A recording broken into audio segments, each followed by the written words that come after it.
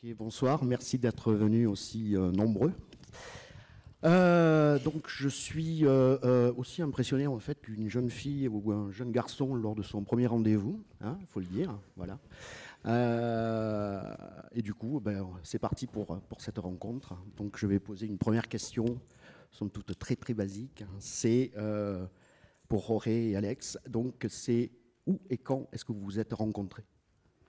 Bueno, dice que está impresionado como si fuera su primera cita amorosa y que, bueno, es una primera pregunta para ambos, que es muy sencilla, es ¿dónde y cómo os encontrasteis, os conocisteis? Era una tarde lluviosa C'était un après-midi pluvieux en Bilbao à Bilbao. y los dos estábamos muy ocupados, llevábamos una cartera en la mano y nos dirigíamos porque íbamos a llegar tarde a una cita. Y bueno, llegamos a tiempo y no nos echaron de clase porque estábamos en el colegio. Donc en fait, on était dans la rue, on était très occupés, on avait chacun un cartable à la main et on se dépêchait parce qu'on avait un rendez-vous, mais finalement on n'est pas arrivé en retard et on ne s'est pas fait éjecter de classe parce qu'on était à l'école. Nos conocimos cuando estábamos en la escuela y bueno, ya desde entonces empezamos a contarnos historias el uno al otro, ¿no? Donc on s'est connus à l'école et dès ce moment-là, on a commencé à se raconter des histoires l'un à l'autre. Uno de nuestros juegos, estábamos en un colegio muy extraño que no tenía ni siquiera un patio donde se pudiera jugar al fútbol, por suerte para nosotros, porque éramos muy malos en todas estas cosas. Donc on était dans une école très étrange où il n'y avait même pas une cour où on pouvait jouer au foot, mais c'était tant mieux pour nous parce qu'on n'était pas très bons à ce jeu-là. Y entonces uno de nuestros entretenimientos era sentarnos en la calle y mirar a la gente que pasaba y imaginarnos a dónde iban o qué iban a hacer. Y empezar a inventar una historia, ¿no? Y de repente te imaginas que este va y hace no sé qué y de repente otro tal. Y bueno, así empezó. Et un de nos principaux divertissements, c'était de nous asseoir dans la rue et de regarder passer les gens et de commencer à s'imaginer des choses, où est-ce qu'il est, où est-ce qu'il va, enfin comme ça, à se raconter des histoires. C'est un petit peu comme ça qu'on a commencé. Entonces ahora aceleramos, le damos un poco al fast forward y pasamos ya cuando estábamos estudiando en la universidad, en distintas universidades y demás. Y bueno, de repente Alex empezó a hacer la dirección artística de cortometrajes, de una película también.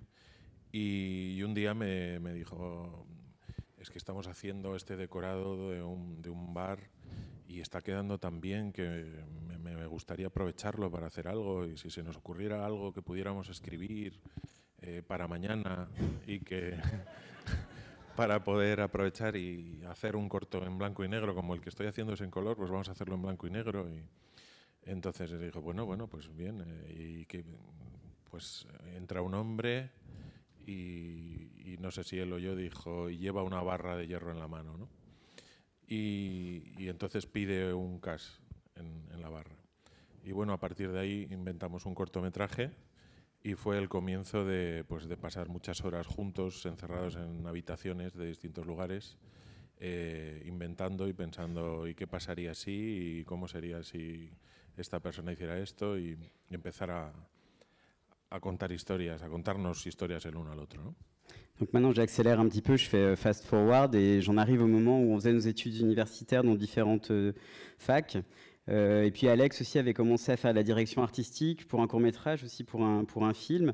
Et un jour, en fait, il m'appelle et il me dit, écoute, là, je suis en train de travailler sur un décor qui est vraiment super. J'aimerais bien qu'on puisse l'utiliser pour faire quelque chose ensemble, quoi. Et on pourrait écrire une histoire, par exemple, mais voilà, il faudrait le faire pour demain, par contre. Pour utiliser ce décor, ça pourrait être un court en noir et blanc. Celui que je suis en train de tourner actuellement, il est en couleur, donc celui-ci, on pourrait le faire en noir et blanc. Donc on a commencé à y réfléchir tous les deux, et puis je sais plus lequel a dit, ben oui, alors donc ça serait l'histoire d'un homme qui rentre dans ce bar, je crois qu'avec une barre de fer, et puis qui demande au comptoir un casse, en fait, qui est un soda espagnol. Et puis c'est à partir de là qu'on a commencé un petit peu à inventer des mondes et à se raconter ensemble des histoires. Et c'est le début d'une collaboration où effectivement on a commencé à passer beaucoup d'heures ensemble.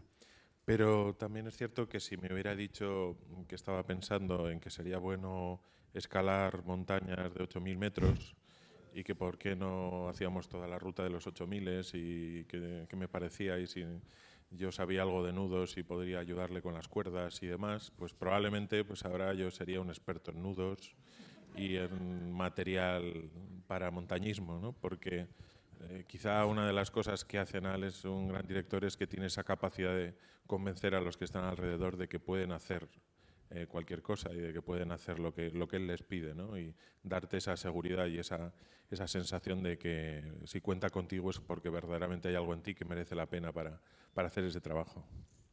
Mais en fait, il aurait pu me demander d'escalader une montagne de 8000 mètres, de faire tout le chemin avec lui, de faire tous les nœuds avec les cordes. Et en fait, je serais devenu vraiment un expert en matériel d'alpinisme. Parce que je crois qu'une des grandes qualités d'Alex comme réalisateur, c'est cette capacité qu'il a à convaincre les gens autour de lui de faire ce qu'il demande, cette sécurité en fait qu'il vous procure et qui veut dire, enfin, je t'ai choisi parce que tu peux le faire. Porque un gran director cuenta historias al público, pero también cuenta historias a su equipo, ¿no? Y consigue convertir a un grupo de gente que viene cada uno de un lado en alguien que está volcado realmente en hacer algo probablemente absurdo, ¿no? Como es las historias que les proponemos, pero consigue que todo el mundo esté implicado y dé lo mejor de sí, ¿no? Y yo creo que esa es una de las cualidades principales de un director. Es un fabulador, ¿no? También para sus colaboradores, alguien que les hace creer que son imprescindibles y necesarios, ¿no? para conseguir contar esa historia.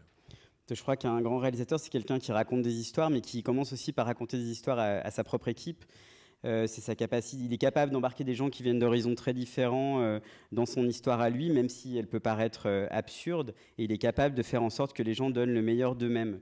Je pense qu'un bon directeur, c'est d'abord quelqu'un qui est un fabulateur et qui fait croire à ses collaborateurs qu'ils sont irremplaçables, indispensables.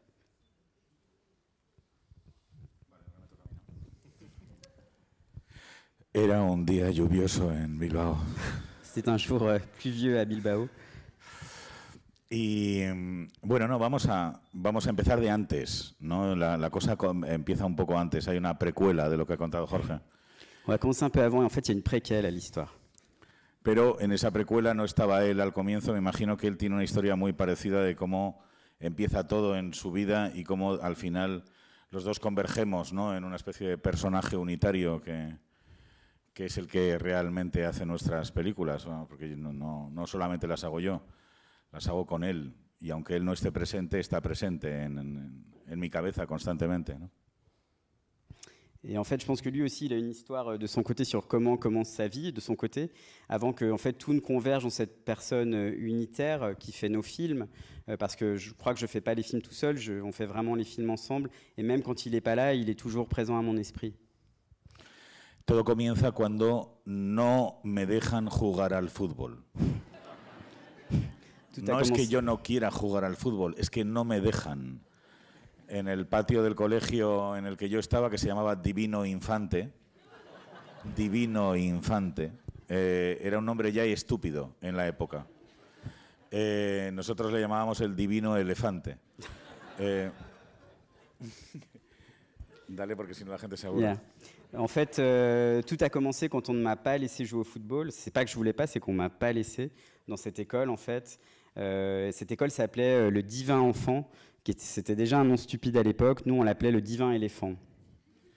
Entonces, en el Divino Elefante no me dejan jugar al fútbol mis mismos compañeros de clase. O sea, me dicen, tú no. Y a mi lado había otros personajes más a los que no les dejaban jugar al fútbol. Entonces, por vez primera, yo sin saberlo en ese momento, me hago amigo de los parias, ¿no? Formamos un grupo de parias que estamos relegados en el recreo a una zona de, pues eso, de discapacitados, digamos. En fait, ce sont mes camarades qui me disent non, enfin moi je voulais jouer, mais mes camarades disent non, toi tu joues pas en fait. Et je me rends compte qu'autour, il y en a d'autres qui jouent pas non plus. Et sans le savoir, donc c'est la première fois dans ma vie que je me suis fait l'ami des parias. Et on a constitué comme ça un groupe de parias relégués pendant la récréation. Et qui était même assimilé à une sorte de groupe d'handicapés. Para que os hagáis una idea qué tipo de personajes éramos, pues yo tenía un amigo, ya no sé qué ha sido de él, que jugábamos a persecuciones de coches y no teníamos coche. No había ni siquiera un muñequito ni un pequeño cochecito chiquitín. Entonces lo hacíamos con la mano. Y con la mano íbamos corriendo por diferentes muros del patio del colegio, que luego he descubierto que no era un patio, era un patio de una casa. Era el patio interior de una casa y había un abismo, recuerdo, o sea, de pronto había una pequeña división así y al otro lado había un abismo como de unos 9 metros de alto, ¿no? Y allí caían todas las pelotas de los que jugaban al fútbol, ¿no? Cosa que nos llenaba de regocijo, ¿no? Mira, se les ha vuelto a caer, ¿no? J'avais un ami, imaginez-vous, je ne sais pas d'ailleurs ce qu'il est devenu. En fait, on jouait à des poursuites de voitures, mais sans voiture. On n'avait même pas une petite voiture. Non, non, on faisait ça avec la main. Et alors, on courait dans tous les sens. On la passait le long de murs de l'école, dans la cour. Et puis, je me suis rendu compte, en fait, que c'était pas vraiment la cour d'une école. C'était plutôt la cour d'une maison. Il y avait une division, en fait. Le terrain était divisé. Et puis, quand on passait ces divisions, en fait, il y avait un abîme de 9 mètres en fait, qui plongeait comme ça et dans lequel on voyait les ballons de ceux qui jouent au foot au fond, ce qui nous faisait bien rigoler d'ailleurs. Imagino que ese abismo estaría lleno de pelotas y de niños que caían irremediablemente a ese abismo y nadie se preocupaba por ellos porque no jugaban al fútbol, ¿no? Entonces, recuerdo eso de llegar a un nivel de amistad muy grande con este hombre, que repito, creo que se llamaba Alejandro además. Me regaló una bande dessinée, un TVO español de Mortadelo y Filemón. En España es esencial Mortadelo y Filemón. Y me regaló uno que se llamaba Safari Callejero. Entonces me llegó al alma, o sea, no había ninguna razón para que me hiciera un regalo. Y presa de ese momento emocionante, al día siguiente digo yo, ¿y este hombre dónde está? Porque le quería yo regalar otro. Y me dice, no, se lo han llevado. Y yo, ¿cómo que se lo han llevado? ¿A dónde? Y me dicen, a un colegio de niños difíciles.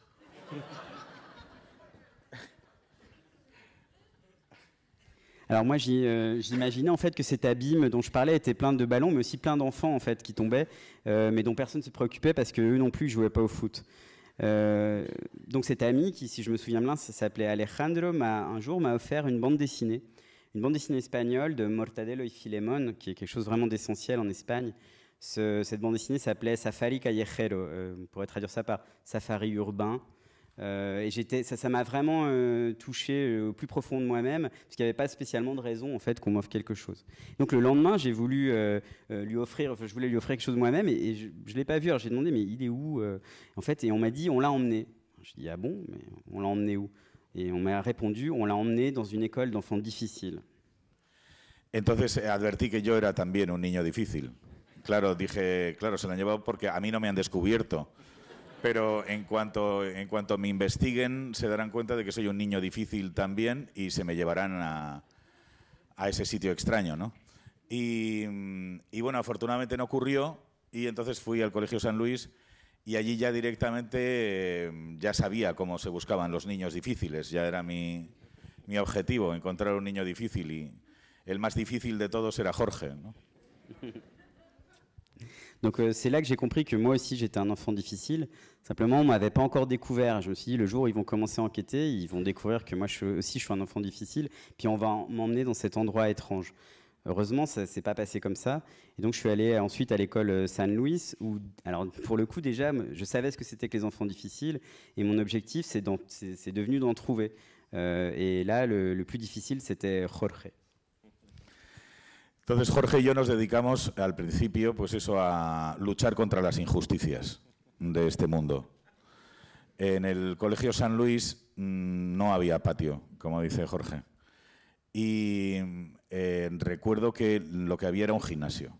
Había un gimnasio, y entonces tú entrabas al colegio y pasabas por el gimnasio. No había otra manera de entrar más que pasar por el gimnasio.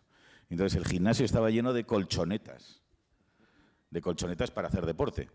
Y claro, como entraban todos los niños del colegio por ahí, las colchonetas estaban negras de suciedad y de porquería tras, pues imagínate un día de lluvia, ¿no? Aquello era un barrizal.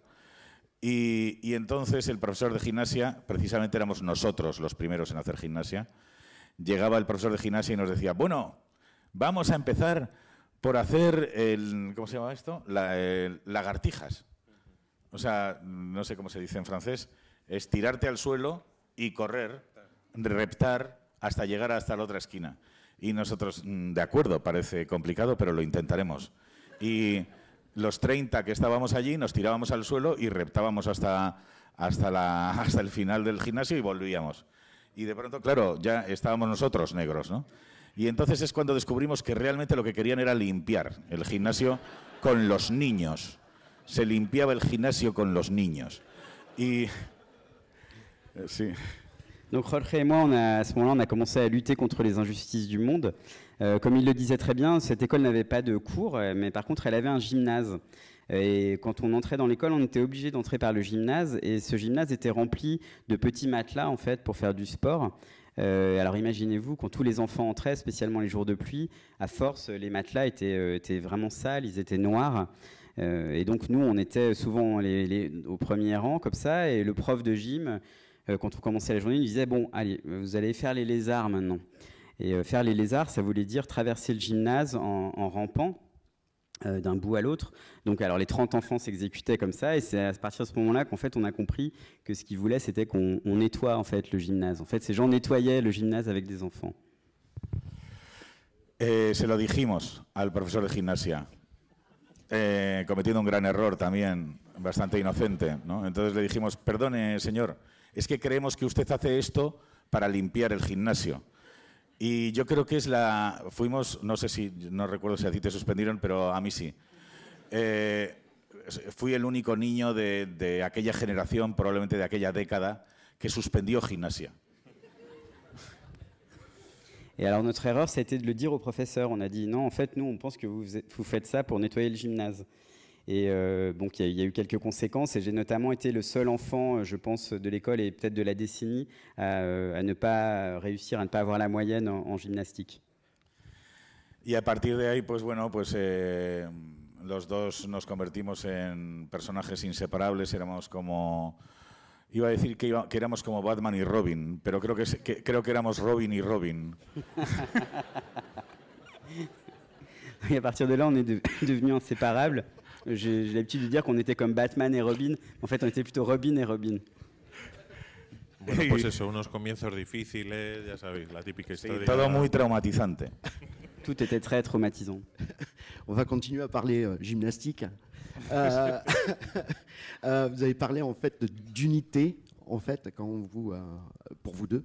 Moi, j'aimerais savoir comment ça se passe quand vous écrivez, quand vous êtes sur un projet, le processus d'écriture entre vous deux. Comment ça se passe?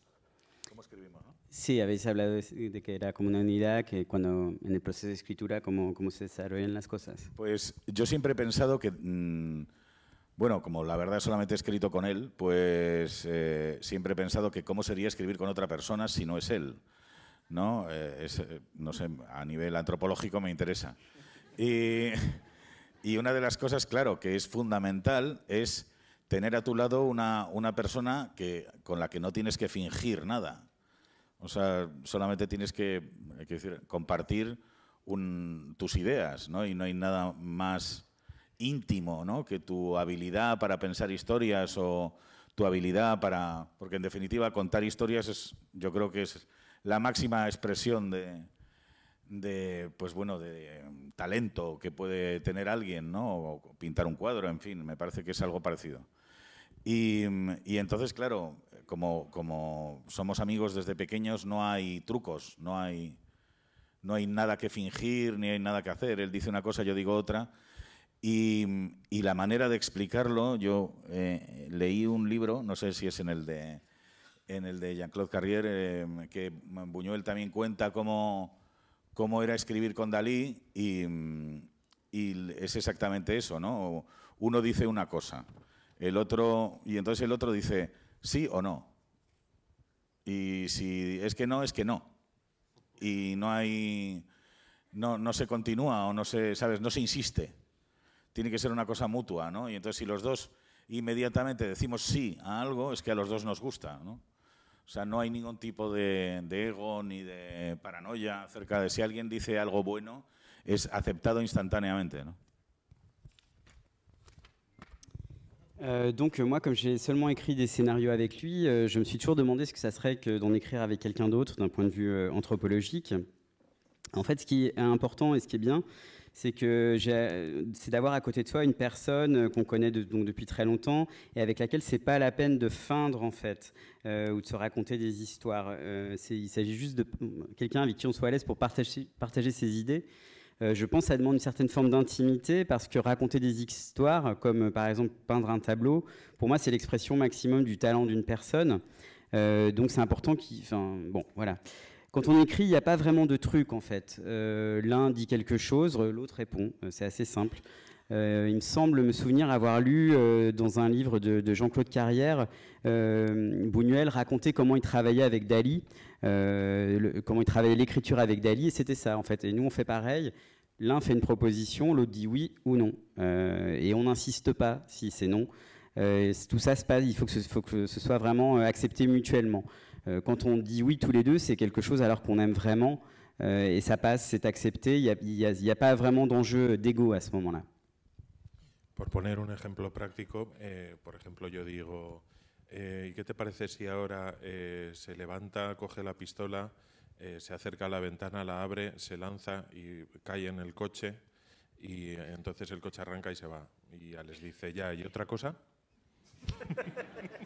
Je vais prendre un exemple concret. Moi, je dis, bon, il se lève, il prend le pistolet, il s'approche de la fenêtre, il saute dans une voiture et la voiture démarre. Qu'est-ce que ça te semble? Et Alex lui répond en général, ouais, et quoi d'autre? Pero la verdad es que yo he tenido la experiencia de escribir con Alex, escribir solo, escribir con otros directores y una de las grandes ventajas, yo creo que de escribir con otra persona es que cuando estás inventando la historia, cuando estás creando el momento, el tener una audiencia, de alguna forma él o yo somos nuestra audiencia en ese momento, te hace ser más creativo, ¿no? Te hace esforzarte más por conseguir mantener la atención de la otra persona. Es como que tienes un incentivo tiene que ocurrírseme ahora algo que mantenga ese momento, ¿no? Que el otro no baje la mirada o que no haga puff o cualquier cosa. Entonces, de alguna forma acelera el proceso, ¿no? Pero claro, evidentemente tienes que compartir una serie de cosas y de visiones del mundo, de las historias y demás para que esto sea posible, ¿no? Donc moi j'ai écrit en fait avec Alex, j'ai aussi écrit des scénarios tout seul ou avec d'autres réalisateurs et je crois que l'avantage quand on écrit avec quelqu'un, des grands avantages, c'est que d'une certaine façon on a un public, l'un pour l'autre et ça permet d'être plus créatif en fait, c'est une sorte d'encouragement. Donc ça permet en fait d'accélérer un petit peu le processus d'écriture, il faut vraiment que l'autre ne perde pas son attention, ne baisse pas le regard, il faut le maintenir un petit peu éveillé. Voilà, je crois que c'est tout. Hay un momento como guionista que es muy especial y es cuando llegas al final de la historia, ¿no? El momento en el que en una habitación en el que solamente hay dos personas y has estado con esos personajes durante meses y meses dando vueltas, buscando un camino y otro. Al final has encontrado toda la historia, has conseguido desarrollarla, llegas a ese punto del final por primera vez. Y de repente dices, y se termina, ¿no? Y de repente sabes que es así, los dos sabemos que es así, y te quedas callado y hay como un silencio extraño durante un momento que es una mezcla de vacío y de felicidad, ¿no? Porque es como llegar al final de algo, como llegar a un extremo en el que ya no hay nada más, y a la vez a la conclusión de lo que estabas buscando, ¿no? Y ese momento es quizá para mí el más especial, ¿no? El más... Porque a la vez es el momento primero en el que la historia existe. Luego tendrá que venir todo el proceso de realmente hacer la película, entrarán todos los técnicos, entrarán 100 y pico personas dirigidas por Alex a hacer lo posible, pero en ese momento, en esa habitación, es cuando esa historia y esa obra, de alguna manera, ha empezado a existir. Maintenant, par rapport à ce que disait Jorge auparavant, c'est important quand même, quand on travaille avec quelqu'un, de partager une certaine vision, certaines idées en commun, bien entendu. Quand on écrit ensemble, il y a un moment qui est très spécial, en fait, et qui est quand on arrive à la fin de l'histoire, à la fin du scénario. On a été pendant des mois avec ces personnages, on leur a couru après, on les a développés, on a vécu avec eux dans cette pièce. Et puis tout d'un coup, tous les deux, on se rend compte que c'est fini. On sait que c'est fini en fait.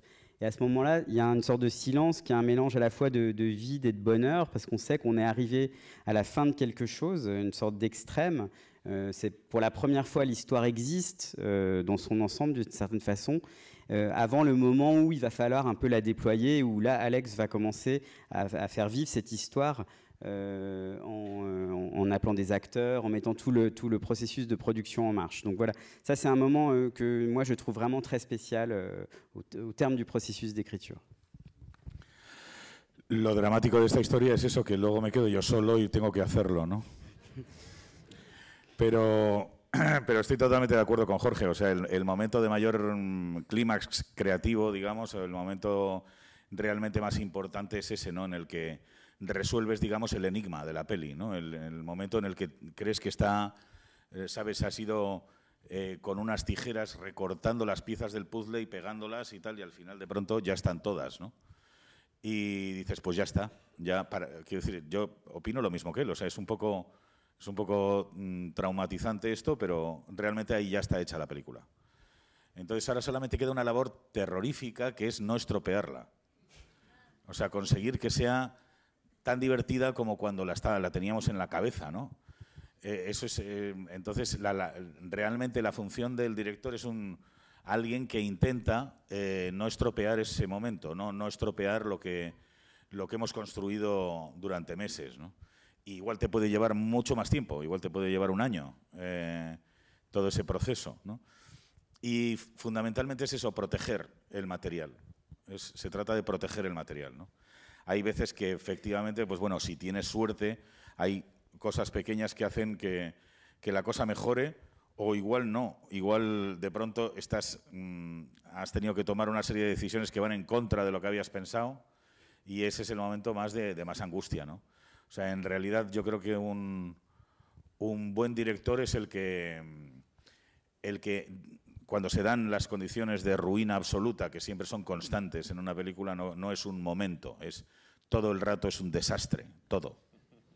Todo es absolutamente contrario a tus objetivos, los actores nunca son exactamente como los habías pensado, ni el decorado, ni la localización, ni nada. Pero no solamente eso, no es que te tengas que conformar con eso. Es que lo que habías elegido se cae el día anterior. O sea, la escena del bar ya no es del bar, ya no hay bar. Ahora todo tiene que transcurrir en este supermercado, que es lo que tenemos. Estamos aquí y hay que rodar aquí. Vale, y entonces en ese momento, pues eso. Si se me ocurre algo bueno, pues continúo. Y si no se me ocurre, le llamo a Jorge y le digo, Jorge, la escena del bar ha desaparecido, ahora es un supermercado y solo tengo 2 señoras para intentar componer toda la imagen. ¿Qué hacemos, no? Donc, en fait, c'est ça qui est dramatique, c'est qu'après, moi, je me retrouve tout seul. Mais je suis d'accord avec Jorge, je pense que le climax créatif, c'est bien celui-ci, c'est quand on est arrivé d'une certaine façon à résoudre l'énigme du film. On a découpé toutes les pièces du puzzle, elles sont enfin assemblées, on est conscient que ça y est, c'est fait. Et ensuite, donc, commence le travail vraiment terrifiant de ne pas abîmer le film, parce que je pense qu'à ce moment-là, le film est fait et que le travail du réalisateur, la fonction du réalisateur, c'est de ne pas gâcher en fait ce matériel, c'est de ne pas abîmer le film qui existe, tout en sachant que des fois, cette période est beaucoup plus longue, ça peut durer 1 an par exemple. Donc, avec un peu de chance, on arrive à l'améliorer, mais la plupart du temps, on doit prendre toute une série de décisions pendant le tournage qui vont contre en fait le film qu'on avait prévu initialement, et ça c'est vraiment angoissant en fait. Et je pense que le travail d'un bon réalisateur, c'est d'essayer de tout le temps se confronter à ce désastre ou à cette ruine qu'est le tournage du film. C'est pas juste des moments, c'est vraiment tout le processus de tournage qui est généralement un désastre, et on est confronté à toute une série de problèmes qui sont contraires aux objectifs du film. Parfois, ce sont les acteurs qui ne conviennent pas, des fois, ce sont les décors qui ne sont pas identiques, qui ne sont pas ce qu'on avait choisi. Par exemple, on avait une scène à tourner dans un bar et tout d'un coup, non, il n'y a plus de bar. Maintenant, il y a un supermarché. Donc il faut faire avec ça. Alors des fois j'ai une bonne idée, donc j'arrive à faire quelque chose, et puis d'autres fois je sais pas trop. Alors j'appelle Jorge, je lui dis voilà, écoute, il y a un petit problème. En fait la scène du bar est devenue une scène de supermarché, et j'ai que 2 dames avec qui faire la scène. Est-ce que tu pourrais pas me conseiller? Entonces yo le digo, pero ¿por qué no hay un bar? Y él me dice, bueno, ¿qué quieres? ¿Que te cuente todos los problemas que he tenido en estos 2 meses? Es así. ¿Qué hacemos? Et alors lui, il me dit, alors moi je lui réponds, mais pourquoi il n'y a pas de bar? Et Alex me répond, mais tu veux vraiment que je te raconte tous les problèmes que j'ai depuis 2 mois? C'est comme ça. Alors qu'est-ce qu'on fait? On va parler de votre premier long métrage, Action Mutante. Est-ce que on est au début des années 90 en Espagne, il y a quasiment plus de cinéma de genre. Est-ce que vous avez eu du mal à monter le film? Est-ce qu'on ne vous prenait pas pour une bande de cinglés qui voulaient absolument monter ce long métrage complètement dément pour l'époque? Es una pregunta sobre Acción Mutante. Cuando se gestó el proceso de producción era a principios de los 90 y en España ya no existía apenas cine de género, ¿no? Cuando llegasteis con el proyecto nos tomaron por una pandilla de locos que quería montarlo todo a costa. ¿Fue difícil montar la película? Hombre, es que el productor era Almodóvar, entonces digamos que es una persona bastante cercana a la locura, o por lo menos que es susceptible de entenderla, ¿no? Y entonces, pues bueno, no nos costó mucho, francamente. Sí fue un problema de tiempo. Nosotros presentamos el proyecto, yo creo que lo presentamos 2 años antes, ¿no?, de que se rodase. O sea, yo creo que fuimos en el 90 y se rodó en el 92, creo. No me acuerdo ahora. Pero por lo menos 2 años, ¿no? Y entonces nos decían constantemente que empezábamos mañana y no llegaba ni el rodaje ni la preparación, no llegaba nada. Y entonces, como nosotros no teníamos casa, fuimos a Madrid y estábamos en una pensión de, os aseguro, propia de una película nuestra. Y entonces no podíamos tampoco estar mucho tiempo más, porque no había manera. Entonces se nos ocurría como que tampoco teníamos ningún sitio donde ir realmente, ¿no?, en Madrid. Y entonces íbamos a la productora y nos sentábamos en la puerta. Así 2 años. Entonces nos sentábamos allí en recepción y todos nos veían, nos saludaban y nosotros decíamos, ¿viene Pedro? Y nos decían, no. Y nosotros, bueno. Y nos quedó, igual viene luego.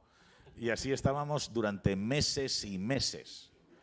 Así que al final tuvieron que producírnosla más que nada para echarnos, para que nos fuéramos de allí, ¿no? En fait, le producteur du film était Almodovar, qui est quelqu'un qui est assez proche de cette folie, au moins qui est susceptible de pouvoir la comprendre. Donc ça ne nous a pas vraiment coûté de monter le film. Le problème était plus un problème de temps, parce que le processus a été très long. On a proposé le projet en 90 et on a tourné seulement en 92. Et chaque fois, on nous disait, bon, c'est bon, vous allez commencer, on va commencer à tourner. Et nous, on n'avait pas vraiment de maison. On s'était installé dans une pension, une sorte un hôtel à Madrid. Et je peux vous dire que c'était une pension qui pourrait être dans l'un de nos films. Et on ne pouvait pas rester non plus éternellement là-bas. Donc ce qu'on faisait avec Jorge, c'est qu'on allait tous les matins à la maison de production d'Almodovar et on s'asseyait à l'entrée, à la réception, et voilà, on restait là et on demandait Pedro, viens. Pedro est là, et il nous disait non, peut-être qu'il passera plus tard. Voilà. Donc on a fait ça pendant des mois et des mois, ce qui fait que je crois à la fin, ils ont fini par produire le film plus pour qu'on dégarpisse vraiment que pour faire le film. Pero yo creo que la principal virtud que tuvimos en aquel momento es que les presentamos una idea que no se parecía a las películas de Pedro. Y en ese momento ellos estaban hartos de recibir proyectos que eran imitaciones del mundo de Pedro, ¿no? Entonces yo creo que eso fue lo que les decidió, o lo que decidió a Pedro. Es una locura, pero es una locura que no tiene nada que ver con mi universo y me apetece meterme a hacer esto, ¿no? Y ahí tuvimos esa suerte. Je crois que la principale vertu du projet, une chance qu'on a eue, c'est que l'idée ne ressemblait pas du tout au film de Pedro. Et ils ont été un peu fatigués de recevoir plein de projets qui étaient des imitations de l'univers de Pedro. Donc ils se sont dit, ça c'est une folie, mais en même temps ça n'a rien à voir et ça nous branche plus de le faire. Sí, yo creo que precisamente ese es el motor de la creatividad y del éxito en la vida, que es la ignorancia. El no tener ni idea de qué es lo que te espera ni de qué es lo que puede ocurrir, es precisamente la mayor fuerza que puedes tener para enfrentarte a los problemas. De hecho, yo creo que me costaba mucho menos antes que ahora, ¿no? Ahora sé los problemas que pueden surgir, la cantidad de golpes que te pueden caer del cielo haciendo cualquier cosa que intente ser diferente y, sobre todo, ahora soy consciente de la repercusión de lo que haces. Y en aquel momento, no, en absoluto. Me daba igual, nos daba igual a los dos. No es que quisiéramos hacer algo diferente, no, es que queríamos hacer eso. No sabíamos si era diferente o igual o parecido a algo que estuviera haciendo alguien. Y además nos daba igual, nos daba lo mismo todo, solamente queríamos rodar.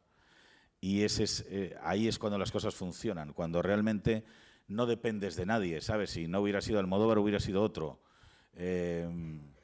Almodóvar nos escogió por eso, yo creo que porque demostrábamos una especie como de ignorancia y de inconsciencia absolutas. Je crois qu'un des moteurs de la créativité et du succès dans la vie, c'est l'ignorance, en fait. C'est mieux de ne pas savoir ce qui t'attend. En fait, cette ignorance donne vraiment une force pour affronter les problèmes. Avant, ça me coûtait moins, d'ailleurs. Maintenant, je suis plus conscient des problèmes, des coups qu'on prend. Je suis plus conscient des répercussions de mes actes. Mais à l'époque, je crois que ni Jorge ni moi n'en étions conscients.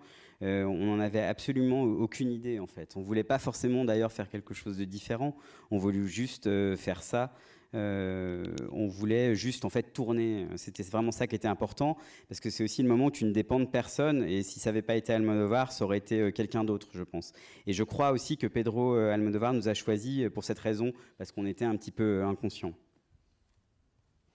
Mais ça se sent aussi que vous voulez essayer des choses. Ça se sent par exemple dans Le Jour de la Bête. Vous essayez constamment de nouvelles choses. Parce que quelque part, Le Jour de la Bête, qui je pense a été difficile par contre à monter, beaucoup plus que Action Mutante, vous essayez continuellement de nouvelles choses, notamment les effets spéciaux digitaux. Qui je crois c'est le premier film espagnol à utiliser les effets spéciaux digitaux. Vous essayez des choses au niveau de la mise en scène. Ça a un côté quasi expérimental. Ça a été difficile à faire comme film? Dice que entiende y que especialmente en la segunda película, en El Día de la Bestia, que él cree que ha sido más complicado de montar. Probáis muchas cosas, ¿no? Estáis intentando muchas cosas con los efectos especiales. Es la primera película con efectos especiales en España. Eso, también con la puesta en escena. Bueno, sí. Pues sí, fue muy difícil, sobre todo porque nos quedamos sin productor. Almodóvar no quería hacer El Día de la Bestia. Me dijo nos dijo que le daba miedo. Que podíamos hacer lo que quisiéramos, pero que no hiciéramos una película sobre el demonio, porque no. Y entonces nosotros también, ejerciendo este nivel de, ya te digo, inconsciencia, dijimos, vale, y nos fuimos. Nos fuimos. O sea, podríamos haber estado trabajando con la productora del deseo toda nuestra vida, pero en ese momento dijimos, no, o sea, ni siquiera no era un acto de rebeldía. Era porque sí, no queréis, vale, y nos fuimos. Y tardamos 3 años, o no sé, un huevo. Tardamos muchísimo, yo creo que 2-3 años en levantar la película. Al principio intentamos hacerlo nosotros y no podíamos. Y entonces al final, pues después de mucho encontramos un productor, pero fue un viaje curioso aquel. En fait, le problème, c'est qu'on n'avait plus de producteur. Almodóvar ne voulait pas faire le film parce que ça lui faisait peur. Il nous a dit, vous pouvez faire n'importe quoi, mais faites pas un film sur le démon. Et nous, d'une façon complètement, on était complètement inconscients, alors qu'on aurait pu travailler toute notre vie pour la maison de production d'Almodóvar et le Deseo. On a dit, ok, d'accord, et on est parti, en fait. C'était même pas un acte de rébellion, c'était juste de l'inconscience. Et donc, on a mis 3 ans à monter le film, parce que d'abord, on a essayé de le faire nous-mêmes, et puis on a mis vraiment du temps à trouver quelqu'un pour le produire. De hecho, también cuenta esto porque es bueno.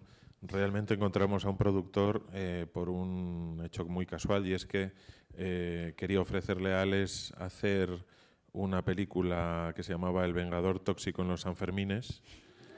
¿Eso es verdad? Sí. Es que a mí se me olvidan las cosas. El productor le llamó para hacer El Vengador Tóxico en los Sanfermines, y Alex, que es un gran contador de historias, como os digo, le dijo, por supuesto que sí, mañana mismo. Pero como esto va a llevar un tiempo desarrollarlo y demás, ¿por qué no hacemos esto que ya está? y dijo, el Día de la Bestia, bueno, pues bien, si lo quieres hacer. Y entonces lo produjo, sí. En fait, on a trouvé un producteur, mais c'était un petit peu par hasard. Il y avait un producteur qui a demandé à Alex de faire un film qui s'appelait El Vengador Tóxico en los Sanfermines, le vengeur toxique des Sanfermines in Pamplona. Voilà, c'est les fêtes de Pamplune. Et Alex, qui est un grand conteur, comme je l'ai dit, lui a dit oui, il n'y a pas de problème, on va le faire, mais bon, comme ça va prendre un petit peu le temps pour le développer, est-ce qu'on ne pourrait pas faire ça, qui est déjà prêt en fait? Et le producteur donc a pris le scénario le jour de la bête, et ça s'est fait comme ça. Pero no descartamos hacer El Vengador Tóxico en los Sanfermines. De hecho, es posible que busquemos al productor para... Oye, ¿y esto qué querías hacer? Mais on n'écarte pas de conocimos faire a Lloyd Kaufman, ahora lo recuerdo, sí, que es el productor de Troma. Et oui, on n'écarte pas l'idée de peut-être faire ce film, mais peut-être qu'on ira chercher le producteur ou un producteur. Et on a notamment connu le producteur de Troma, de la firme de production légendaire qui s'appelle Kaufman.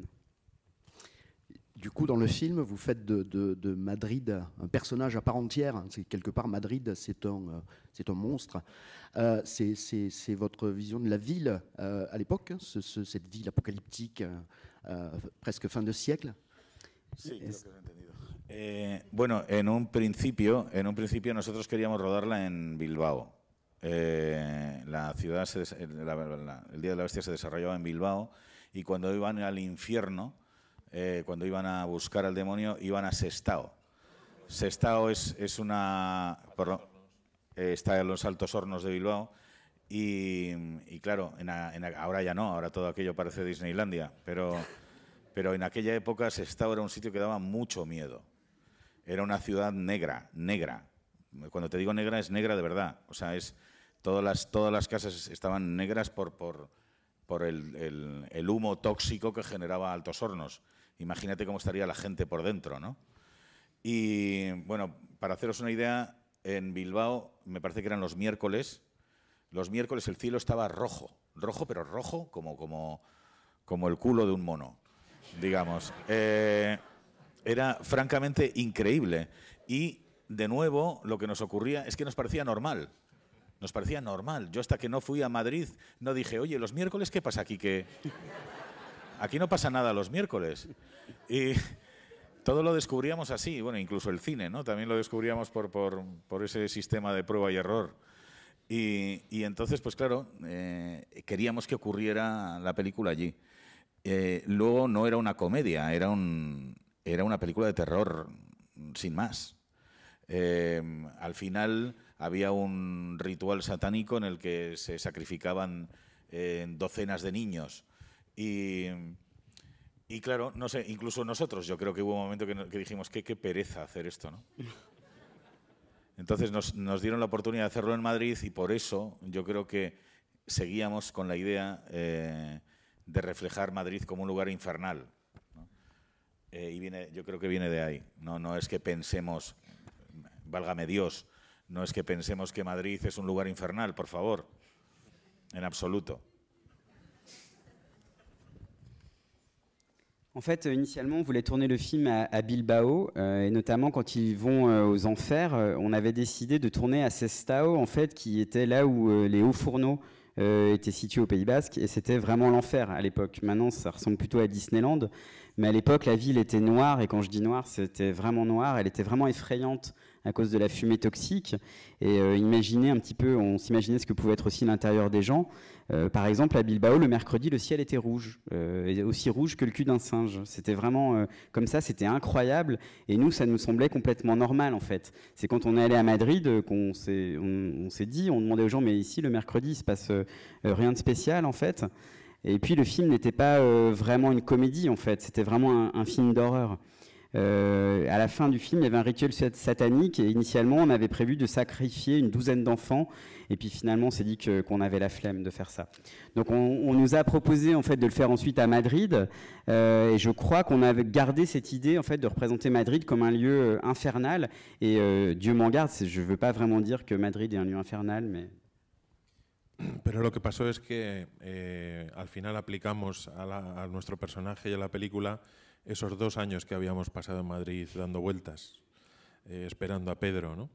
Entonces, muchas de las cosas que le pasan al protagonista de la película era lo que nos pasaba a nosotros tantas tardes que dabas vueltas por la Gran Vía, mirabas las estatuas en lo alto de los edificios o a los mimos que estaban por allí pidiendo dinero o las tiendas donde había peluches y armas mezclados unos con otros. Un montón de cosas. Quizá nuestra ventaja en ese momento era que éramos del norte, que éramos de Bilbao, y veíamos a Madrid como algo fascinante, ¿no? O sea, mirábamos hacia arriba, ¿no? Mientras la gente que cada día va al metro y hace sus cosas mira hacia abajo, pues nosotros estábamos mirando todo a nuestro alrededor, ¿no? Y todo nos parecía fascinante comparado con Bilbao, ¿no?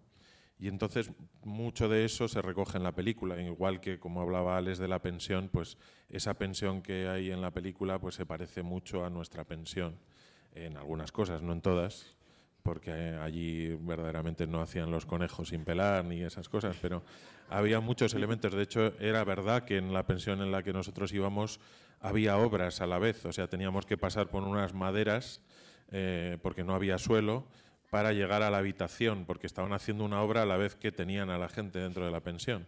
Concretamente, en mi habitación había obras. O sea, mi habitación estaba sostenida por esos tubos amarillos que se colocan en las obras para soportar el techo, porque si no se cae. Y al lado de la cama había un enorme agujero que daba a la habitación de abajo.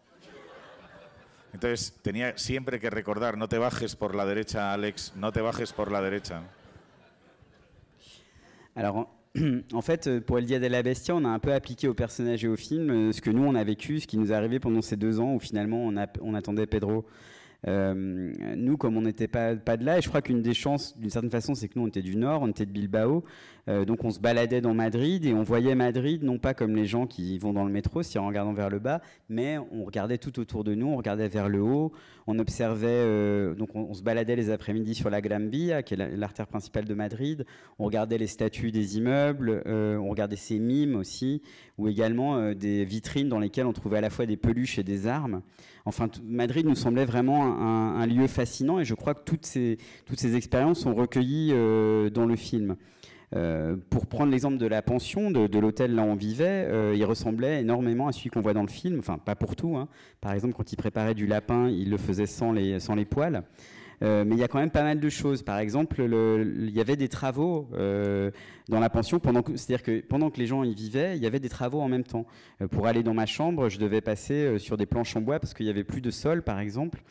Ce à quoi Alex rajoute que, alors lui, dans sa chambre, il y avait carrément des travaux, que notamment le toit était soutenu par des tuyaux jaunes de chantier, et qu'à côté du lit, il y avait un trou dans lequel on pouvait voir la chambre du dessous. Et que chaque fois qu'il se réveillait et qu'il se levait, il fallait qu'il se souvienne de ne pas sortir sur la droite. Il se disait, Alex, ne sors pas à droite, ne sors pas à droite. Pero Madrid ha mejorado mucho y os invito a todos a que vayáis. Ahora no hay agujeros en las habitaciones, las obras han terminado. Mais Madrid s'est amélioré, donc je vous invite tous à y venir. Maintenant, il y a plus les travaux sont finis, il n'y a plus de trous dans les planchers. Es muy divertido porque hay una leyenda que dice que Danny DeVito, cuando vino a presentar una película a Madrid, dijo, qué bonita es Madrid, pero a ver si encuentran de una vez el tesoro, ¿no? Refiriéndose un poco al exceso de obras. Il y a une anecdote qui circule sur Danny DeVito qui, lorsqu'il serait venu présenter un film à Madrid, aurait dit qu'est-ce que Madrid est joli, mais ça serait bien qu'il finisse par trouver le trésor, en fait, en référence à toutes les excavations qu'il y avait.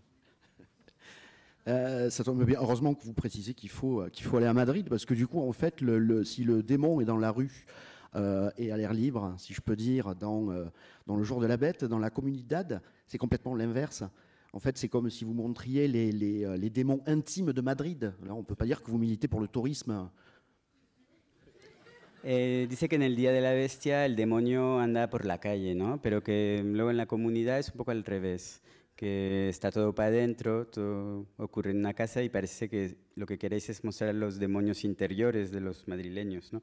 No estás precisamente dando una imagen turística de la ciudad.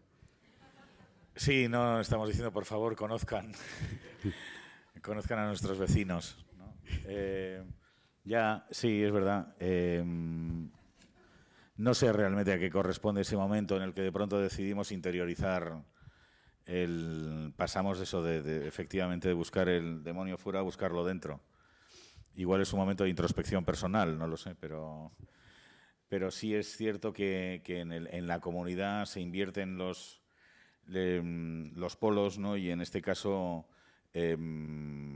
solamente necesitas a un vecino para descubrir quién es el demonio, ¿no? El demonio, como decía un humorista francés que conoceréis, Jean-Paul Sartre, decía que el infierno son los otros, ¿no? Y efectivamente comparto absolutamente su visión del mundo y creo que el siguiente paso es darte cuenta de que tú eres peor que tus vecinos, ¿no? Y eso es un poco lo que pasa en la comunidad. La protagonista descubre al final que no tiene nada que envidiar en cuestión de maldad a los demás, ¿no?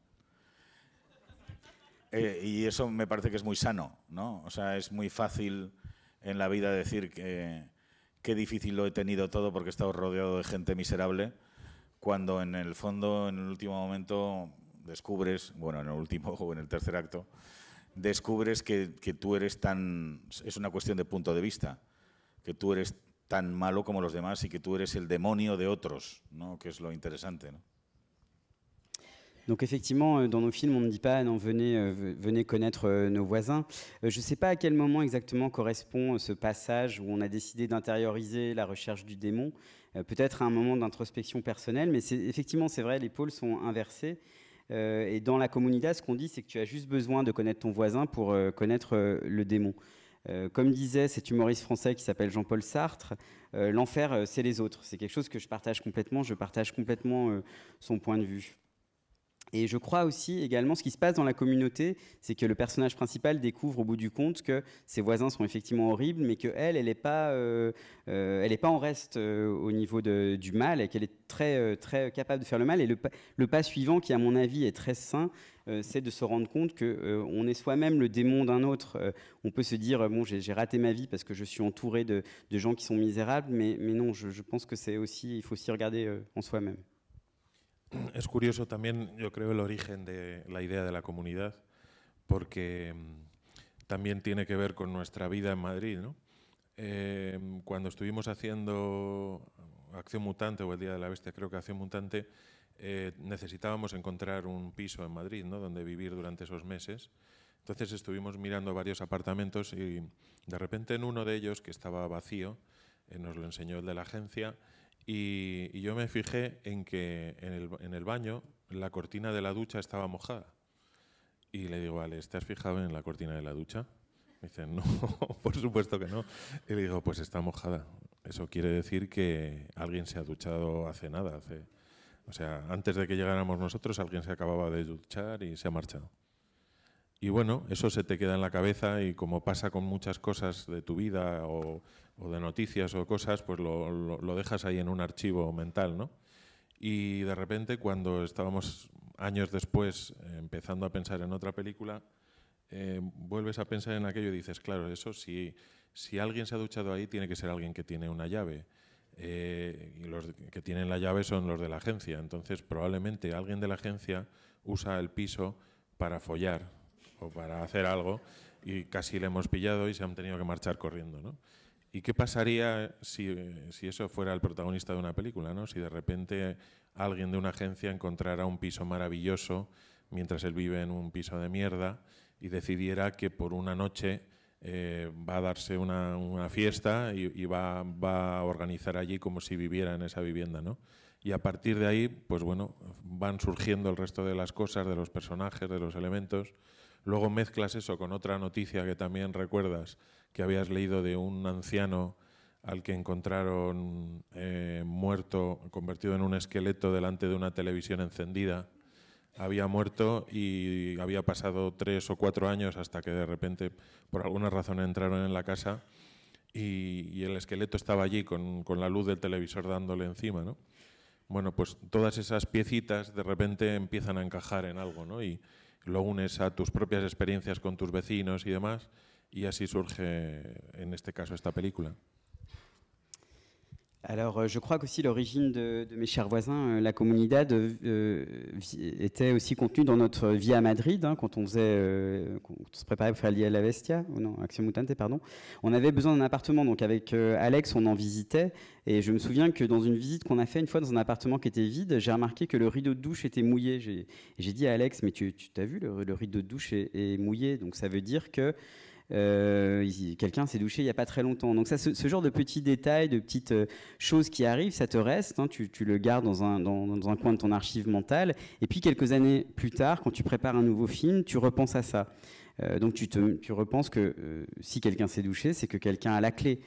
Qui a la clé? Ce sont les gens de l'agence, et sûrement il y a une personne de l'agence qui utilise cet superbe appartement peut-être pour baiser, et peut-être que nous on l'a surpris qu'il a juste eu le temps de partir. Et donc là on commence à se dire, tiens, ça pourrait être le personnage du film, qui par exemple décide de faire une fête juste pour une nuit dans ce superbe appartement. Et puis, le reste de l'histoire surgit d'autres en fait fragments comme ça. Par exemple, un qui était important, c'était une nouvelle, un fait divers qu'on avait lu, et qui était l'histoire d'un vieillard qui était décédé visiblement chez lui et qu'on avait retrouvé transformé en squelette 4 ou 5 ans après, où en fait il était mort devant la télévision. Voilà, donc on accroche comme ça des fragments, et ça, uni à nos propres expériences avec nos voisins, ben, finalement ça donne un film.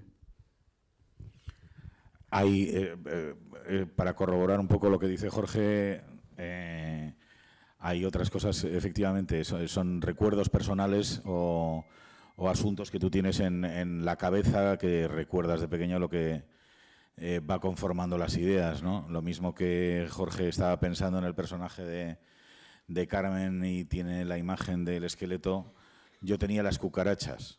Las cucarachas es un insecto que me ha dado siempre muchísimo más miedo que una araña o que cualquier otra cosa en el mundo, o que un leopardo, ¿no? Prefiero un leopardo en mi habitación que una cucaracha en la cama. Y eso se debe a que en casa de mi madre había cucarachas. Y yo decía, a ver, esta casa está bien, esta casa es normal. ¿Por qué hay cucarachas? En la de Jorge no hay cucarachas, en ninguna casa hay cucarachas más que en la mía. O sea, y es una casa normal, en una ciudad normal, ¿no? Y entonces hablaba con el portero, me decía que era porque teníamos carbón y tal, y yo no veía mucho sentido aquello, ¿no? Entonces un día recuerdo que sube la vecina de abajo a casa. Y es una mujer que os aseguro que es exactamente igual que Terele Pávez en Las Brujas de Zugarramurdi. O sea, es una mujer en bata, con el pelo hasta la cintura, blanco, y con una cara de bruja, pero bruja de cuento, ¿sabes? Todo el aspecto, todo.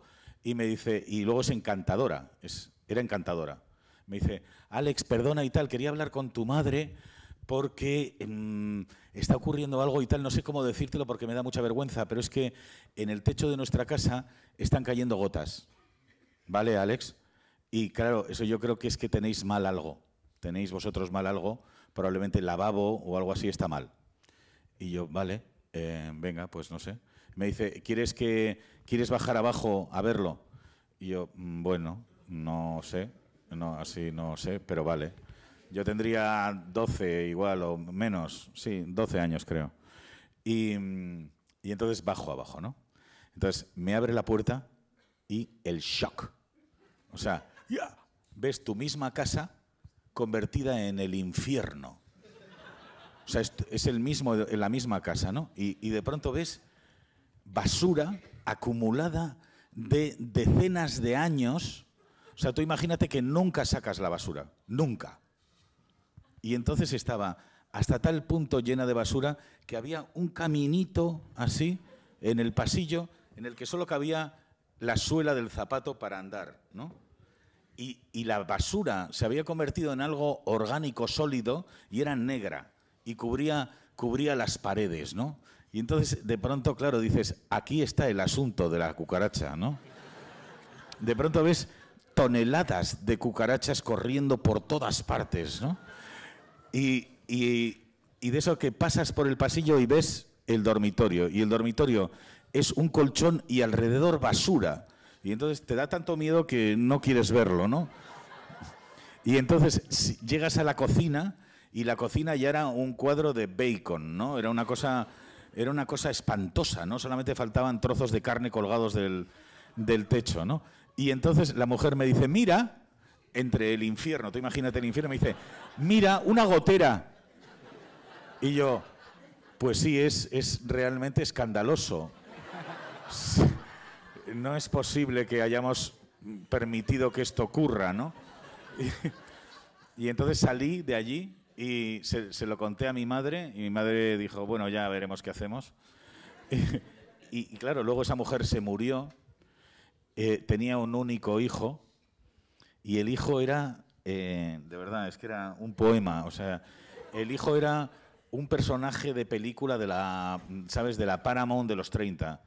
Era un hombre con un aspecto de terror puro, con un bigote fino y era también encantador. O sea, no se correspondía a lo que ocurría por cómo interpretaban los personajes la historia. Perdón. Donc de la même manière que Jorge a des souvenirs de personnages, des choses dans la tête, comme il a dit, le personnage de Carmen, les squelettes, moi c'était en fait les cafards. Les cafards me font vraiment peur. Je trouve que c'est beaucoup plus effrayant qu'une araignée ou même qu'un léopard. Je préfère avoir un léopard dans mon séjour qu'un cafard dans mon lit. Et tout ça vient du fait que chez ma mère, quand j'étais petit, on avait des cafards. Et je lui disais, mais je ne comprends pas, cette maison est normale, tout est bien, pourquoi est-ce qu'il y a des cafards? J'ai l'impression qu'il y a des cafards que dans notre maison. Donc j'en parlais même au concierge, mais bon, j'étais pas très il me donnait une explication, j'étais pas très convaincu. Jusqu'à ce qu'un jour, je devais avoir dans les 12 ans environ, la voisine en fait du dessous est montée. Et je peux vous dire que cette voisine, elle ressemblait vraiment à Terele Paves, une actrice fétiche de Alex dans Les Sorcières de Zugarramurdi. Elle était en robe de chambre, elle avait les cheveux blancs, elle avait vraiment une tête de sorcière, mais une tête de sorcière de conte de fées, quoi. Après, elle était charmante, mais elle était vraiment effrayante. Et puis elle me dit, tu sais Alex, il se passe quelque chose en fait sur le plafond chez moi. Il y a des gouttes qui tombent, je voulais en parler à ta mère.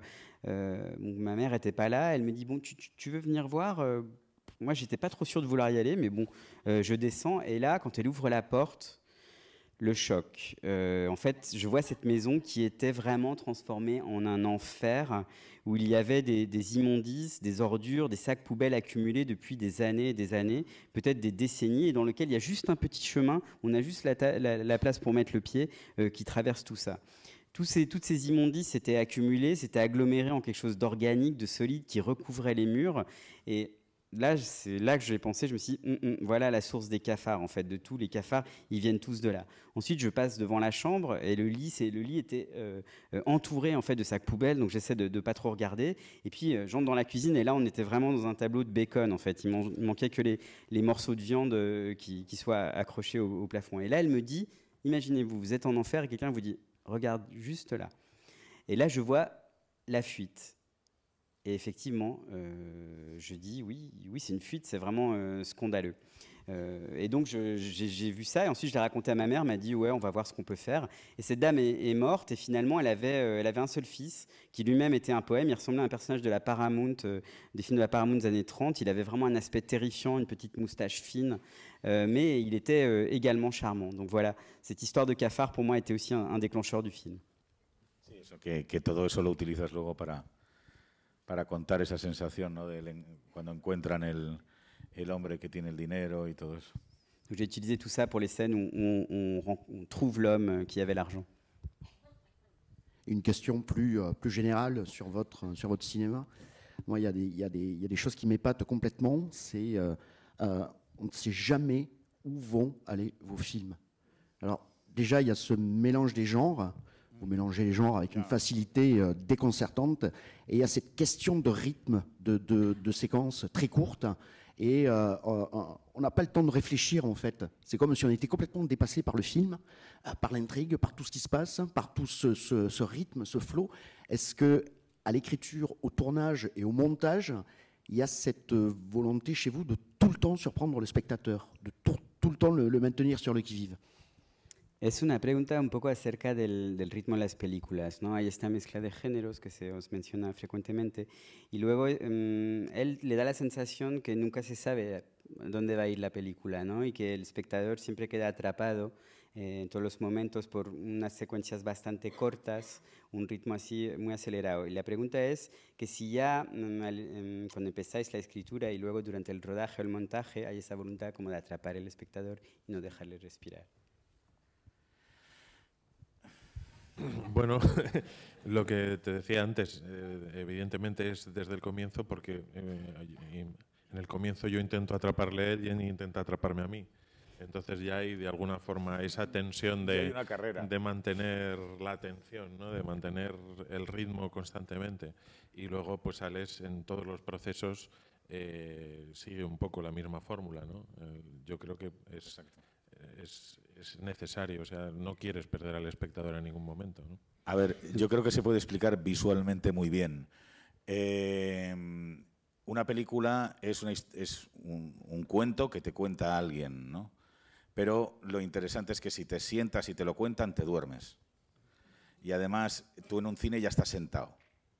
Entonces eso tiene que ir muy rápido para que sobreviva. Entonces, la idea es que si tú estás hablando con alguien, ¿no? Si tú vas andando, ¿no? Si tú vas por delante, la otra persona no tiene tiempo de ver nada.